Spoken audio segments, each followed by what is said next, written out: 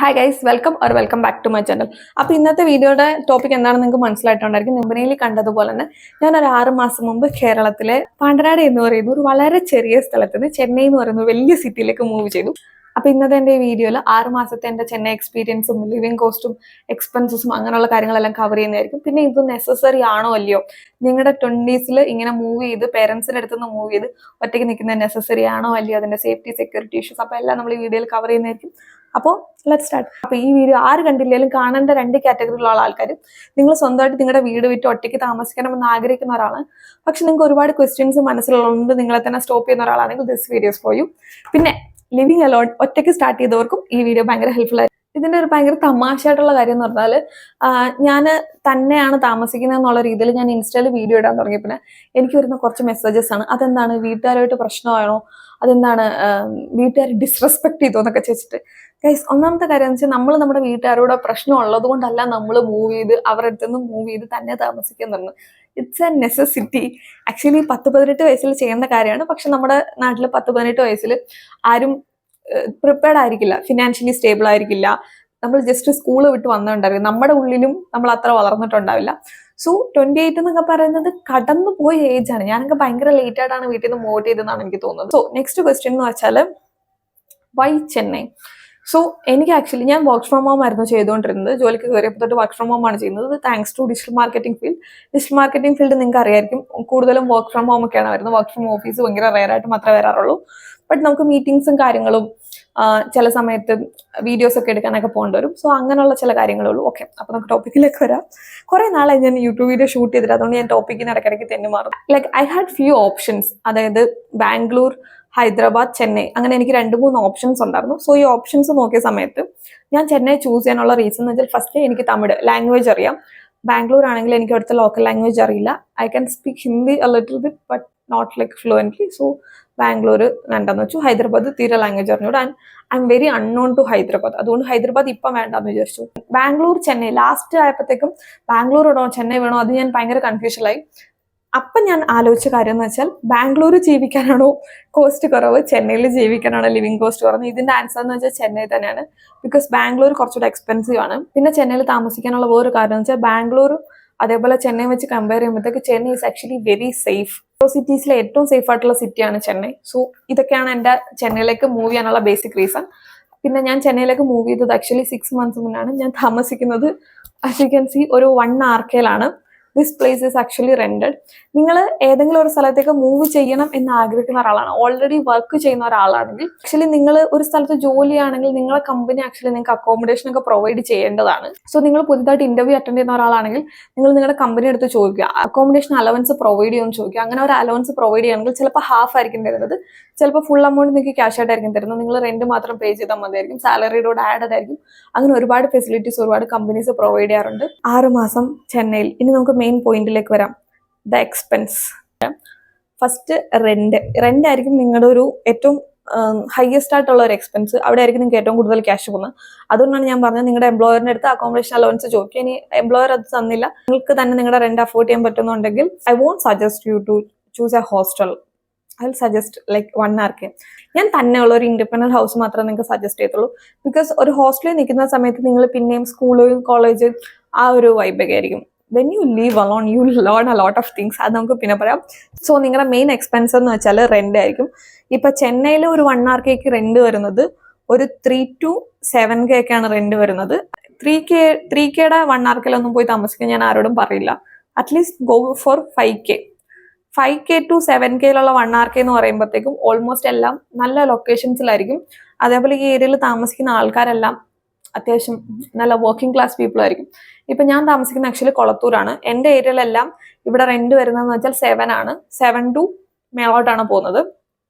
So ഇവിടെ ഉള്ളവരെല്ലാം IT professionals ആണ്. ഇത് ആക്ച്വലി ഒരു റെസിഡന്റ് ഏരിയ ആണ്. ഇവിടെ ഫുള്ള് വന്ന് താമസിക്കുന്ന ഇതുപോലെ ജോലിക്ക് വേണ്ടിയിട്ട് വർക്ക് ഫ്രം ഹോം ചെയ്യുന്നവർ കൂടുതലുണ്ട്. ഒന്നാമത്തെ എക്സ്പെൻസ് റെന്റ്. അടുത്തതെന്ന് വെച്ചാൽ കറണ്ട് ബില്ല്. ഇത് ആക്ച്വലി റെന്റിന്റെ കൂടെ തന്നെ വരുന്നതാണ്. ഇവിടെ ഇത്ര മീറ്റർ വരെ നമുക്ക് ഫ്രീ അലവൻസ് ഉണ്ട്. ബട്ട് എന്നാലും നമ്മൾ ഫാന്, ലൈറ്റ്, ബാക്കി കാര്യങ്ങളെല്ലാം യൂസ് ചെയ്യുന്നില്ല. നമ്മൾ വർക്ക് ചെയ്യുകയാണെങ്കിൽ വൈഫൈ ഉണ്ടാവും, ലാപ്ടോപ്പ്, ഫോണ്, അതുപോലെ നിങ്ങൾ വീഡിയോ ഒക്കെ ഷൂട്ട് ചെയ്യണമെങ്കിൽ ലൈറ്റ് കാര്യങ്ങളൊക്കെ ഉണ്ടാവും. സോ നിങ്ങളുടെ രണ്ടാമത്തെ എക്സ്പെൻസ് എന്ന് പറഞ്ഞാൽ ഇലക്ട്രിസിറ്റി ബില്ലാണ്. അത് നിങ്ങൾക്കൊരു 500 to 1000 നിങ്ങൾക്ക് കാൽക്കുലേറ്റ് ചെയ്യാം. കറണ്ട് ബില്ലും കഴിഞ്ഞ് കഴിഞ്ഞാൽ നിങ്ങളുടെ അടുത്ത എക്സ്പെൻസ് എന്ന് വെച്ചാൽ ഫർണിച്ചറാണ്. നമ്മൾ ഈ റെന്റിന് എടുക്കുന്ന സമയത്ത് ഫുള്ളി ഫർണിഷ്ഡ് ആയിട്ടുള്ള അപ്പാർട്ട്മെന്റ്സ് 1 hour കിട്ടണമെന്നുണ്ടെങ്കിൽ നമ്മൾ ഈ പറയുന്ന കോസ്റ്റിലൊന്നും കിട്ടില്ല. മിക്കതും സെമി ഫർണിഷ്ഡ് ആയിരിക്കും. സെമി ഫർണിഷ്ഡ് എന്ന് പറയുമ്പോൾ ആ കിച്ചൺ ക്യാബിനറ്റ്സ് ഉണ്ടായിരിക്കും, പിന്നെ ചിലപ്പോൾ ഒരു ഷെൽഫിന്റെ ഉണ്ടാവും. ഞാൻ എൻ്റെ വീടിന്റെ വീഡിയോസ് കാണിച്ചു തരാം. സോ അങ്ങനെ സെമി ഫർണിഷ്ഡിൽ ഇപ്പൊ സെമി ഫർണിഷ്ഡ് നോക്കാം, മറ്റേ ഒട്ടും ഫർണിഷ്ഡ് അൺഫർണിഷ്ഡ് ആയിട്ടുള്ളത് നോക്കാതിരിക്കുക. ഫർണിച്ചർ ഞാൻ ആക്ച്വലി റെന്റിനാണ് എടുത്തിട്ടുള്ളത്. ഫർലങ്കോ എന്ന് പറയുന്ന ഒരു ആപ്പിൽ നിന്നാണ് ഞാൻ റെന്റിന് എടുത്തിട്ടുള്ളത്. ഫർണിച്ചർ റെന്റിന് എടുക്കേണ്ട ഒരുപാട് ഓപ്ഷൻസ് ഉണ്ട് ഇപ്പോൾ. സോ റെന്റഡ് ഓപ്ഷൻസ് വരുന്നത് ഒരു 1 hour പാക്കേജ് എന്നൊക്കെ പറയുമ്പോഴത്തേക്കും ഒരു 1700 to 3000 ആയിരിക്കും ഒരു ഫർണിച്ചറിന്റെ പാക്കേജ് വരുന്നത്. സോ ആ പാക്കേജിൽ നിങ്ങൾക്ക് വാഷിംഗ് മെഷീൻ, ഫ്രിഡ്ജ്, ഇത് working table, chair, bed, mattress അങ്ങനെ എല്ലാം കിട്ടും. നെക്സ്റ്റ് എന്ന് ചോദിച്ചാൽ കിച്ചണിലേക്ക് ആക്ച്വലി നിങ്ങൾക്ക് 2 തരത്തിലുള്ള എക്സ്പെൻസ് ആണ് വരുന്നത്. ഒന്ന് 1 time ഇൻവെസ്റ്റ്മെന്റും, അതായത് നിങ്ങൾ ഒരു പ്രാവശ്യം ഇതിനു വേണ്ടി പൈസ മുടക്കില്ല, ആ സാധനം നിങ്ങൾക്ക് കിട്ടും, പിന്നെ അത് വാങ്ങിക്കേണ്ട. പിന്നെന്ന് വെച്ചാൽ നമ്മൾ അപ്പം വന്ന് വാങ്ങിച്ചുകൊണ്ടിരിക്കേണ്ട സാധനങ്ങൾ. ഇതിനെ 2 ആയിട്ട് തിരിച്ചു കഴിഞ്ഞാൽ ഒരു കിച്ചണിലേക്ക് 1 time ഇൻവെസ്റ്റ്മെന്റ് ആയിട്ട് നിങ്ങൾക്ക് വേണ്ടത്, ഞാൻ കിച്ചണിലേക്ക് 1 time ഇൻവെസ്റ്റ്മെന്റ് ആയിട്ട് ആദ്യം ഒരു 5000 രൂപയ്ക്ക് ഒരു പാന്, ഒരു കെറ്റില്, അതേപോലെ ആണെങ്കിൽ ഒരു ഇൻഡക്ഷൻ സ്റ്റൗ, അങ്ങനെ കുറച്ച് സാധനങ്ങൾ വാങ്ങിച്ചു. സോ അതിന് എനിക്കൊരു 5K കോസ്റ്റ് ആയി. ബാക്കി ഗ്രോസറീസ് സാധനങ്ങളും എല്ലാം കൂടെ മന്ത്ലി നമുക്കൊരു 3 to 5K ആകും. പിന്നെ ഇവിടെ വരുന്ന മെയിൻ ഒരു കാര്യം എന്ന് വെച്ചാൽ, ചെന്നൈയിൽ ഇപ്പൊ ഞാൻ താമസിക്കുന്ന സ്ഥലത്ത് 24/7 വെള്ളമുണ്ട്. ഇവിടെ എൻ്റെ ഓണറും വെള്ളത്തിന് ഒരു റെസ്ട്രിക്ഷൻ വെച്ചിട്ടില്ല. എനിക്ക് 3 നേരം, 4 നേരം, 5 നേരം, എനിക്ക് എത്ര നേരം വേണേലും കുളിക്കാം. വെള്ളത്തിന് റെസ്ട്രിക്ഷൻ ഇല്ല. പക്ഷെ ഇവിടുത്തെ വെള്ളം വായിലേക്ക് ഒഴിച്ച് നമ്മൾ തുപ്പും, കാരണം കടലിലെ വെള്ളത്തിന്റെ ടേസ്റ്റ് ആണ്. അപ്പോൾ പിന്നെ നമ്മുടെ വെള്ളത്തിനുള്ള അടുത്ത ഓപ്ഷൻ എന്താണ്? ഒന്നുകിൽ നമ്മൾ ഓരോ വാട്ടർ അല്ലെങ്കിൽ ലീപ്യൂർ അങ്ങനെ എന്തെങ്കിലും വാട്ടർ പ്യൂരിഫയർ വെക്കേണ്ടി വരും. അതിനൊക്കെ ഏകദേശം ഒരു 4 to 5K എക്സ്പെൻസ് ആവും. അതും 1 time ഇൻവെസ്റ്റ്മെന്റ് ആണ്. നിങ്ങൾ ഇവിടുന്ന് വേറെ ഏതെങ്കിലും സ്ഥലത്തേക്ക് പോകുമ്പോൾ നിങ്ങൾക്ക് എടുത്തുകൊണ്ട് പോകാൻ പറ്റും. ഞാൻ ആക്ച്വലി ഇത് ചെയ്തില്ലായിരുന്നു. ഞാനൊരു ചെന്നൈയിൽ എത്ര നാളുണ്ടാവും അറിയാത്തതുകൊണ്ട് ഞാൻ വാട്ടർ ക്യാൻ ആണ് വാങ്ങിച്ചുകൊണ്ടിരുന്നത്. വാട്ടർ ക്യാൻ വാങ്ങിക്കാമെന്ന് വിചാരിച്ചു. പിന്നീടാണ് എനിക്കതിലെ ചതി മനസ്സിലായത്. ഈ 1 hour എന്നൊക്കെ പറയുമ്പോൾ 4 floor, 5 floor, 3 floor ഒക്കെ ആയിരിക്കും. അപ്പൊ ഈ വാട്ടർ ക്യാൻ 20 രൂപ കിട്ടുന്ന വാട്ടർ ക്യാൻ ഇവരാരും മേളിൽ എടുത്തോണ്ട് തരില്ല. നമ്മൾ അതിന് എക്സ്ട്രാ പേയ്മെന്റ് ചെയ്യാന്ന് പറഞ്ഞാലും അത് അവർക്കും ഭയങ്കര പാടാണ്, നല്ല വെയിറ്റ് അല്ലേ. അപ്പൊ അതുകൊണ്ട് തന്നെ നമ്മളെ കൊണ്ട് പറ്റുന്നത്, നമ്മുടെ ആരോഗ്യത്തിന് പറ്റുന്നത് 10 liter വാട്ടർ ക്യാൻ ആയിരിക്കും. അതിന് 120 രൂപ മുതൽ 140 വരെയാണ്. സോ മന്ത്ലി ഈ വാട്ടർ ക്യാൻ നമ്മുടെ ശമ്പളത്തിന്റെ നല്ലൊരു പാതി കൊണ്ടുപോകും. പിന്നെ ഓരോ വാട്ടറും ലീവ് പ്യൂറും ഒക്കെ നമുക്ക് റെന്റിന് കിട്ടും. മന്ത്ലി ഒരു 450 rupees ആകും. ഞാൻ എൻ്റെ കിച്ചണിലേക്ക് ആദ്യം 5000 rupeesനാണ് തിങ്സ് വാങ്ങിച്ച് വൺ ടൈം ഇൻവെസ്റ്റ്മെന്റ് ആയിട്ട് വാങ്ങിച്ച് ഇവിടെ കയറിയെന്നുണ്ടെങ്കിൽ, പിന്നീട് ഞാൻ പലപ്പോഴായിട്ട് 1000 അങ്ങനെ ഞാൻ കുറച്ച് സാധനങ്ങൾ വാങ്ങിച്ചു. സോ കിച്ചണിലേക്ക് നിങ്ങൾക്ക് ഒരു 10K ബഡ്ജറ്റ് ഇട്ട് കഴിഞ്ഞാൽ നിങ്ങൾ മൂവ് ഇൻ ചെയ്യുന്ന സമയത്ത് നിങ്ങൾക്ക് ആവശ്യമായിട്ടുള്ള എല്ലാ സാധനങ്ങളും ഇതിൽ കിട്ടും. Next transportation guys. ട്രാൻസ്പോർട്ടേഷന്റെ കാര്യം പറയുകയാണെങ്കിൽ, എനിക്ക് വണ്ടി ഓടിക്കാൻ അറിയില്ല. അതുകൊണ്ട് തന്നെ ഇവിടെ എൻ്റെ വണ്ടിയില്ല, വണ്ടി ഉണ്ടായിട്ടും കാര്യമില്ല. സോ ഞാൻ കൂടുതലും ഡിപ്പെൻഡ് ചെയ്യുന്നത് ഇവിടെ ഊബർ ഉള്ള ഊബർ ഓട്ടോ ആണ്. അത് ആപ്പിൽ 200 രൂപ കണ്ടാൽ അവർ നമ്മുടെ അടുത്ത് 500 രൂപ ചോദിക്കും. ഇത് ഞാൻ പറഞ്ഞു മടുത്തു. എൻ്റെ ഇൻസ്റ്റയിലൊക്കെ ഇതിനെപ്പറ്റിയൊക്കെ ഞാൻ വീഡിയോ ഒക്കെ ഇട്ടിട്ട് എനിക്ക് കുറെ തെറിയൊക്കെ കേട്ടാണ്. ബട്ട് എന്ത് ചെയ്യാനാണ് ഗൈസ്, അതാണ് reality. So public transport use ചെയ്യുകയാണെങ്കിൽ, നിങ്ങൾ വീക്കിലി 2 പ്രാവശ്യം പുറത്തു പോകുന്ന ആളാണെങ്കിൽ പോലും നിങ്ങൾക്ക് ഒരു 1000 താഴെ മാത്രമേ എക്സ്പെൻസ് വരത്തുള്ളൂ. ബിക്കോസ് ഇവിടെ പിങ്ക് ബസ് ഒക്കെ ഉണ്ട്, ബസ് ഫ്രീ ആണ്, ബസ്സിനൊക്കെ ഭയങ്കര ചാർജ് കുറവാണ്. പിന്നെ ഏറ്റവും ഇമ്പോർട്ടൻ്റ് ആയിട്ടുള്ള ഒരു ക്വസ്റ്റ്യൻ, ഇതുപോലെ വീട്ടിൽ നിന്ന് തന്നെ മാറി നമ്മുടെ ലൈഫ് റീസ്റ്റാർട്ട് ചെയ്യുന്നത് ഇമ്പോർട്ടൻ്റ് ആണെന്ന് വെച്ചാൽ very very very very important guys. Leave your home town before it kills your dreams എന്നും പറഞ്ഞിട്ടൊരു സാധനമുണ്ട്. അതായത് നമ്മൾ നമ്മുടെ 4 ചുവരിനുള്ളിൽ താമസിക്കുന്ന സമയത്ത് നമുക്ക് ഭയങ്കര കംഫർട്ടബിൾ ആയിട്ടുള്ള ഒരു സ്പേസ് ഉണ്ട്. നമുക്ക് 3 നേരം വീട്ടിൽ നിന്ന് നമ്മുടെ പേരൻസ് ഭക്ഷണം ഉണ്ടാക്കി തരാം. അതൊരു ഭയങ്കര കംഫർട്ട് സോൺ ആണ്. ആ കംഫർട്ട് സോൺ ബ്രേക്ക് ചെയ്ത് നമ്മൾ എപ്പോൾ പുറത്തുനിന്ന് കഷ്ടപ്പെടുന്നു അപ്പോൾ മാത്രമേ നമ്മൾ കുറെ കാര്യങ്ങൾ ലേൺ ചെയ്യത്തുള്ളൂ. ഞാൻ ചെന്നൈയിൽ വന്നിട്ട് ലേൺ ചെയ്ത ഒന്നാമത്തെ കാര്യം എന്ന് വെച്ചാൽ കുക്കിംഗ് ആണ്. എൻ്റെ വീട്ടിൽ ഞാൻ റെഗുലർ ആയിട്ടൊന്നും കുക്ക് ചെയ്യില്ലായിരുന്നു. ഇടയ്ക്ക് വല്ലപ്പോഴും എന്തെങ്കിലുമൊക്കെ ഉണ്ടാക്കലുള്ളൂ.